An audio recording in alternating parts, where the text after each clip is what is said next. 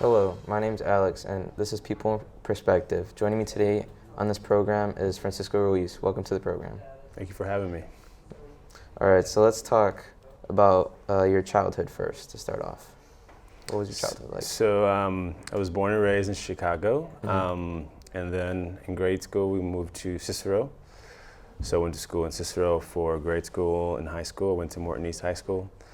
Have a sister, and from there we went to Loyola University of Chicago. So I studied undergraduate school in Chicago. That's good, that's good. And you said in high school you went to Morton East. What were you involved in? Morton East, I tried to do a little bit of everything. So I was involved I was a class president. I did track and field. I did a bunch of other clubs. We had a community service group that we did some community service. I was also involved a lot with an organization called LULAC, League of United Latin American Citizens, and we did a lot of things in the community to kind of get folks to register to vote and that kind of thing. So a little bit of everything. I've always been involved. I was always involved in high school, so kind of from class president to NHS to sports, try to get a little bit of everything. Yeah, that's good, that's good. And when we were talking, you said you were involved with the Peace Corps and you first went to their open house. What got you interested in that? Right. So when I was at Loyola, it was one of those things where they had just like a flyer, and so I just went to it and checked it out, and there was a volunteer who was kind of sharing her story and kind of her experience in working in the Peace Corps. And the Peace Corps is basically a program for the U.S. citizens to go to other countries. You live abroad for 2 years and you do just community service for 2 years. And so after that talk, they had some like pamphlets in a little book that of different stories. So I took it home, and I think I was a junior in college at that point. So I still had another year left, and it just kind of sparked interest. And so then when, your junior year, senior year, you're kind of thinking, well, what's next? So I'm going to get my degree, but then now what? So I ended up applying. My family wasn't very excited at first because I was leaving the country for the first time by myself, but I applied and I got a post in Ecuador. So I went there for 2 years. What did you do in Ecuador? So in Ecuador, a little bit of everything. And so what happens for all volunteers, oftentimes you do it in cohorts or different groups. And so there was about 32 of us.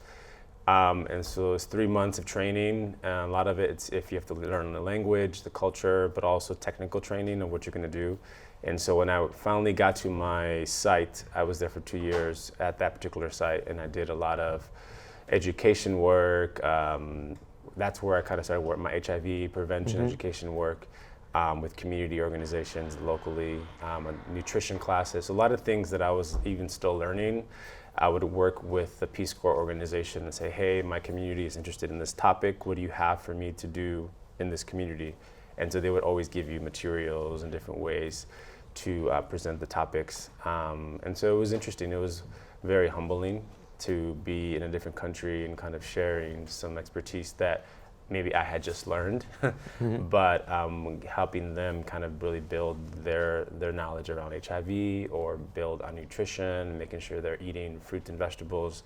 So it really ranged. And then some other work that I did there also was around youth development, leadership development, and so making sure the young people we developed a debate class, and so we did debate classes around the little province that I was in, and then we took that actually to the capital, and we developed a countrywide program. So it was kind of a little bit of everything from health to leadership development to professional development. Yeah, it's really cool. So that's what really sparked your career, right? Yep. All right, and then you went back to Washington, D.C., right? For local community organizations. Let's talk about those. Sure. So after the Peace Corps, similar situation, so like the end of the last year of my Peace Corps experience, I was like, now what? So I did this for 2 years. So I started applying and I got a job in Washington, D.C., and it was working at the Latin American Youth Center, LAYC.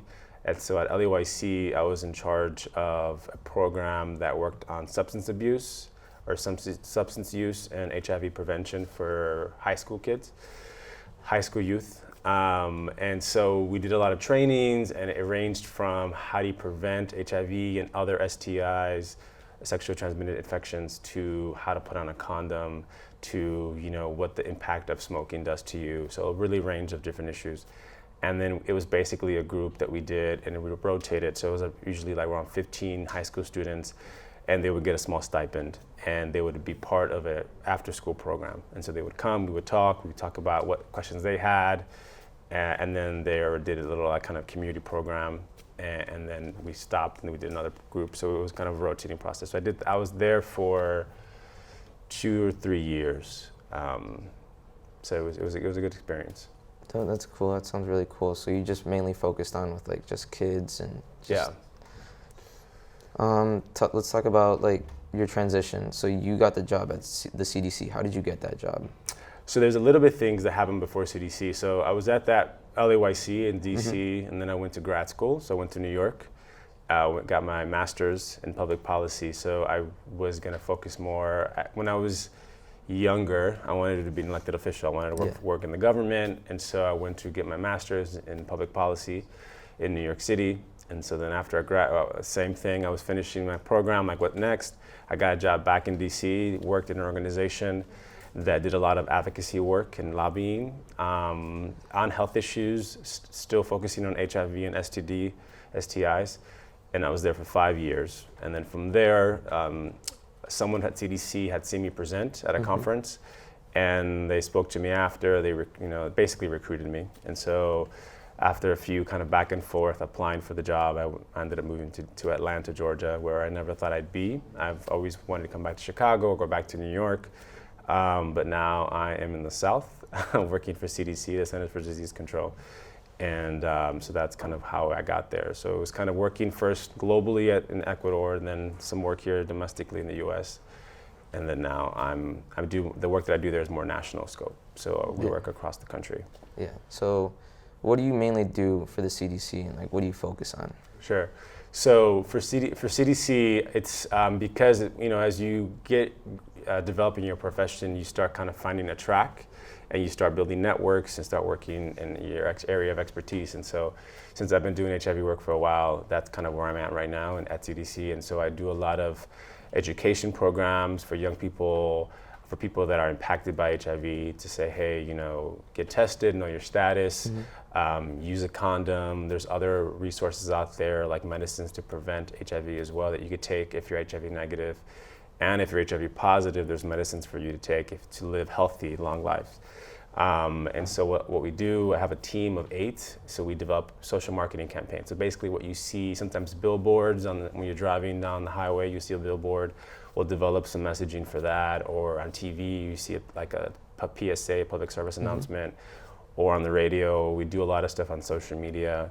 So we do anything kind of like health communication. So how do you get the word out? So we do a lot of hard science at CDC. So the task of my team is to translate that into a way that people could understand. So we know all the science, but then how do we make sure that someone who's not in HIV or a health field could make sense of it? So we would do a lot of those campaigns. You said you traveled, right? Yeah. Where do you usually go? Or like, have you been anywhere interesting? Define interesting. So I've been to big cities, small cities. I've been traveled abroad. So part of my job is traveling to do presentations and trainings. And so, I feel at this point, there's only probably like 5 states I haven't been to. So I travel a lot extensively throughout the US. Oftentimes it's because a conference is going to be in that place, or they'll request me or someone on my team to go do a training. I've also traveled abroad for international conferences to also present the work that we're doing here in the US. And so I've been to Austria, I've been to Italy to present some of the work that we've done here. I worked extensively in Puerto Rico, in Dominican Republic, in Mexico, also to share out some of the resources that we have here. So some of it is just attending and kind of absorbing what's happening in that country or in that city. But most of the times it's me presenting and kind of sharing out some of the resources that we have. That sounds very interesting that you only have not been to like 4 states in the United States. So greatest accomplishments. Have you ever done anything like that you're proud of in your life? Yeah, I think there's a lot. I think some of it probably is more personal than professional, but I think I've done a few marathons, so I'm proud of that. Growing up, I was, I don't know if you remember the movie Forrest Gump. Oh yeah. like where he had like the braces on his leg, and so Yeah. I actually had that because I was big I'm always been big, and so I remember the doctor telling me like I was never gonna run, and so fast forward, I'm stubborn that way. I remember that at my first marathon, it was almost in my head. I'm like, see, I'm telling that doctor that he said I could never do it. I trained for it, and here I am finishing my first marathon, and I did 6 marathons. I'd done like 10 half marathons, so that's, I guess, again, on a personal front, more of it because I'm stubborn. Like, Yeah. that's kind of something I'm proud of. I haven't done it in a while, but I want to get back into it.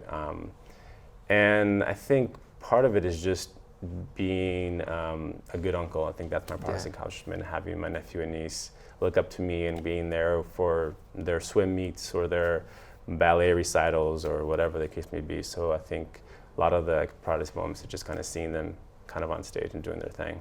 Well, that's very interesting. Everything you told me today was interesting, but that's all the time we have today. I want to thank you, Francisco, for joining us on the program today. That's been People Perspective.